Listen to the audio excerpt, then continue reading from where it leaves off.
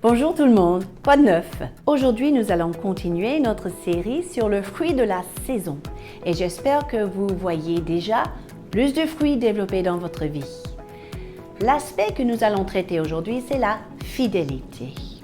La fidélité est une qualité que je pense honnêtement que le corps de Christ n'a pas vraiment saisi pleinement, ou en tout cas n'a pas compris l'importance de cet élément. La fidélité reflète la véritable nature de Dieu.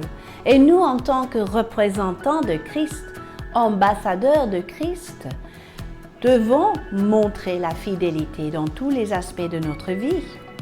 Dieu lui-même, il est riche en fidélité, comme vous savez, selon Lamentation, ce fameux verset qui dit « Les bontés de l'Éternel ne sont jamais épuisées, ses compassions ne sont pas à leur terme, elles se renouvellent chaque matin. Oh, que ta fidélité est grande !»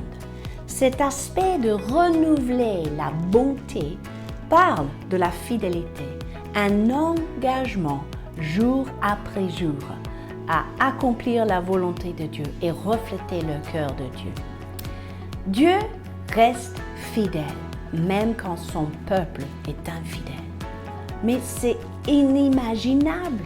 Dans un monde aujourd'hui, quand l'attitude typique serait vengeance ou colère, Dieu est resté fidèle quand son peuple s'est prostitué, figurez-vous. Vous pourrez lire l'histoire d'Osée et voir comment Dieu a appelé à son peuple à revenir malgré leur infidélité. Et l'apôtre Paul aussi a souligné cet aspect de la nature de Dieu. Quand il a dit à Timothée, Dieu reste fidèle même si nous sommes infidèles. Il ne peut pas faire autrement. Il ne peut pas se nier. Pourquoi est-ce que Dieu reste fidèle? Parce qu'il est le Dieu de l'alliance. L'alliance est un engagement qui n'est pas pris à la légère, mais alimenté, vécu et manifesté jour après jour. Si vous voulez découvrir plus sur comment établir une alliance, vous pourrez procurer notre livre sur notre site.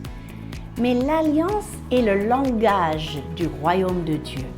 Une alliance qui dit « Je resterai collé, engagé, quoi qu'il arrive dans cette relation ».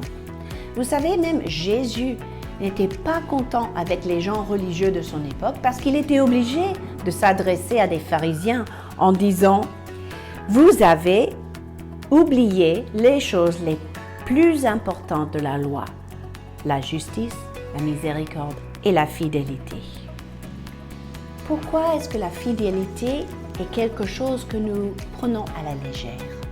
Peut-être parce que c'est difficile, c'est dur, ça nous oblige de nier à nous-mêmes et à rester fidèles à notre parole, rester fidèles à nos relations. Mais si nous savons que la fidélité est le fruit de l'action du Saint-Esprit dans nos vies, nous pourrons découvrir comment Dieu cultive ce fruit dans nos vies. Le Saint-Esprit utilise souvent le poids de ses promesses, la puissance de ses proclamations dans nos vies, pour nous rappeler à quel point la fidélité est importante dans notre vie. J'ai une très belle image qui va vous parler de ce poids de la parole de Dieu. Si vous avez visité Paris, vous avez remarqué que pendant des années, des touristes et des habitants ont attaché au pont des Arts des cadenas. Pour signifier quoi? Un engagement. J'attache ma vie à toi par amour et par fidélité. L'habitude ou la tradition voulait que le cadenas soit attaché et la clé soit jetée à l'eau. Comme ça, personne ne peut arracher le cadenas.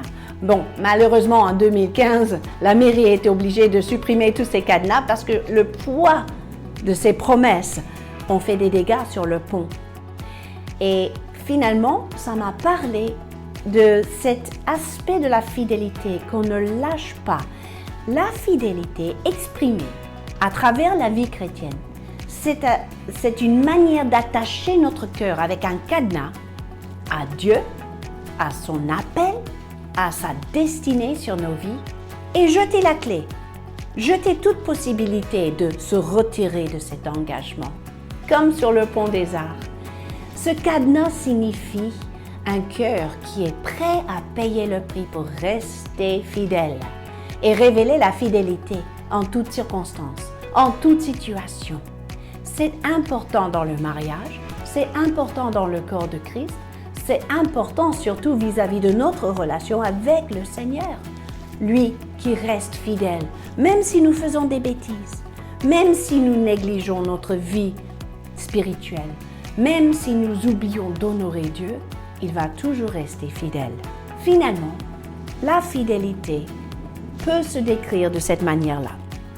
Engagement plus enregistrement, comme les promesses ou les vœux enregistrés, comme la parole de Dieu a été enregistrée, plus exécution. Exécuter les vœux, exécuter les promesses, tout comme Dieu fait. Dans quel domaine de votre vie avez-vous besoin de développer cette semaine la fidélité? Est-ce que c'est vis-à-vis de Dieu lui-même? Est-ce que c'est vis-à-vis de votre époux? Est-ce que c'est vis-à-vis de votre appel, le mandat que le Seigneur vous a confié? Est-ce que c'est vis-à-vis du corps de Christ? Parce que c'est très facile de se désengager quand quelque chose ne va pas ou quand quelque chose ne nous plaît pas. Mais l'objectif de Dieu, ce n'est pas changer d'église comme on change une chemise, non, mais de rester fidèle à la famille spirituelle qu'il nous a donnée. Cette fidélité reflète le cœur de Dieu et cette fidélité est la preuve de son action, de sa croissance dans nos vies, parce que c'est le fruit de Saint-Esprit. Et, vous savez, c'est la saison du fruit. Qu'est-ce que Dieu cherche? Du fruit qui demeure. Qu'est-ce que Dieu est prêt à travailler dans nos cœurs? Il est prêt à enlever tous ces obstacles à la fidélité, comme l'égocentrisme, comme les promesses prises à la légère, comme les désagréables choses qui peuvent nous décourager. Quand Dieu nous parle de ces choses qui empêchent la fidélité, on a intérêt à écouter afin de mettre en place ces 3 choses qui définissent la fidélité. Un engagement qui est pris dans le cœur, qui est enregistré quelque part et qui est exécuté par la suite, tout comme Dieu lui fait et comme Dieu veut que nous fassions pour le représenter dans ce monde.